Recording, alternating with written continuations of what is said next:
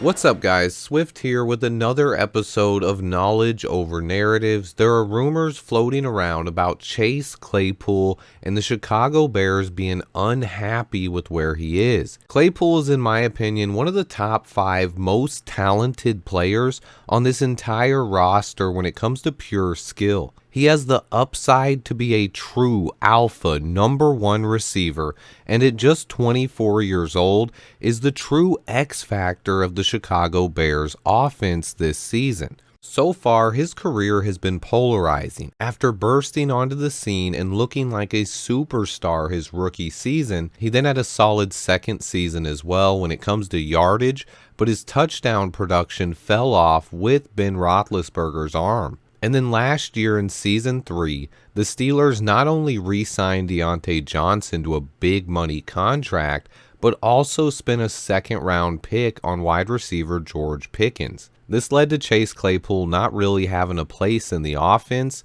and later being traded to the Bears. He then joined an offense that was not throwing the ball very much at all and would be devastated by injuries over the second half of the season. This led to a lot of fans souring on the Claypool trade, especially after we got the number 1 pick of the draft, and that second round pick was higher than most of us expected. Since then, he's been the source of a lot of offseason hate from fans. Now to pile on top of that, Mark Silverman has came out and said some negative things about Chase Claypool as well. He said he heard from people inside the building that Claypool is not self-motivated and things are not trending the way the Bears want it to when it comes to Claypool. He said there were some things that the Bears wanted to see from Claypool both on and off the field this offseason, and they have yet to see them. He goes on to say that Claypool can change the narrative, but things are not off to a good start, and things don't sound great heading into training camp. On top of that, Claypool has a soft tissue injury and has not practiced the last week or two. This is tough because I'm not in the locker room.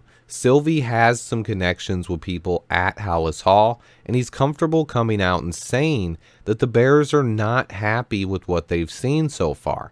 This still doesn't change much to me. His future in Chicago will depend on what he does on the field. However, it's also important to note that both Matt Eberflus and Justin Fields have came out and spoken highly of Claypool over the last few weeks. Both the head football coach and quarterback one seem to be on Team Claypool, and so am I.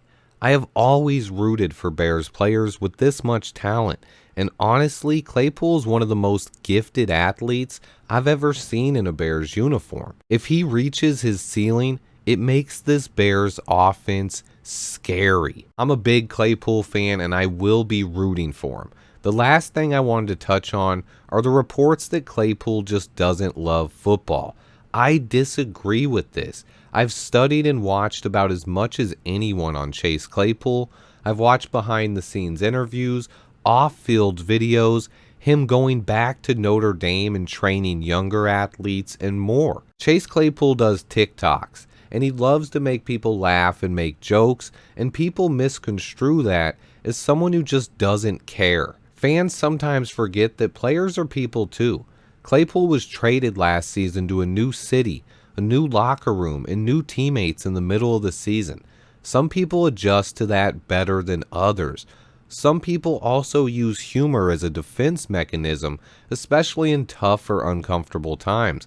I think Chase Claypool is misunderstood. He's an extremely talented young player capable of being an X factor for this offense. I'm super excited about his future in Chicago. Nothing that Waddle, Silvy, or anyone else says changes the fact that Chase Claypool's future here will be determined by what happens on Sundays this season. The narrative is already out there now. There's nothing that me, Chase Claypool, or anyone can do about it now. The only way to kill this narrative is what Chase Claypool does on the field. I'm going to be rooting for him as hard as anyone. I'm a big fan. And I realize that if he even reaches 80% of his potential in an offense with DJ Moore and Justin Fields, fireworks will be going off all year long at Soldier Field. Final point, let's all remember that Chase Claypool is only 24 years old. He's younger than Velus Jones Jr.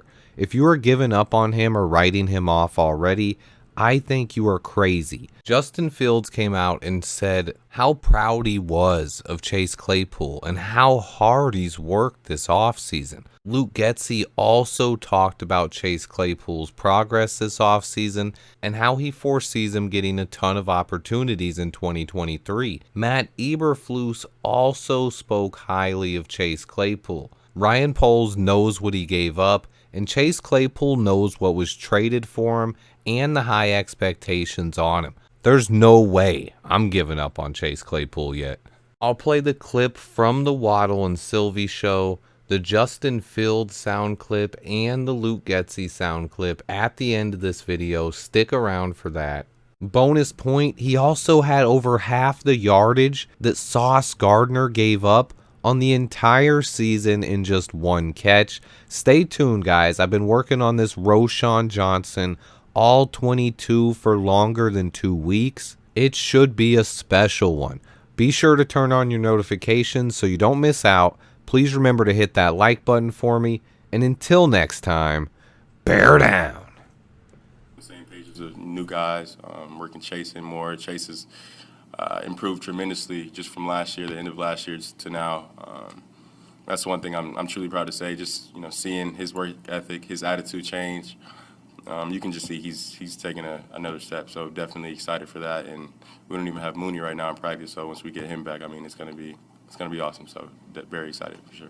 He continued to say he's got time. He's got these 40 days to get healthy before training camp. He has said that he's got time to get into the playbook and that he has learned the playbook.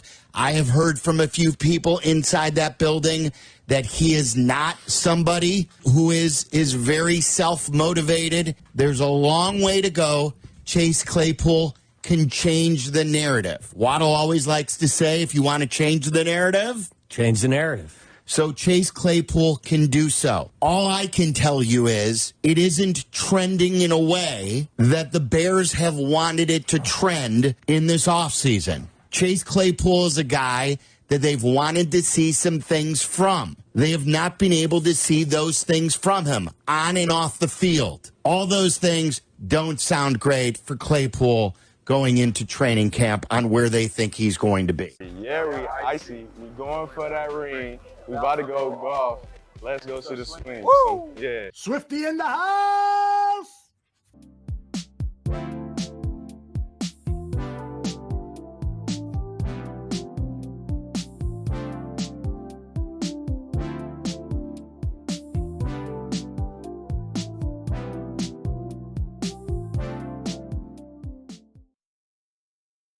Feels good to be home.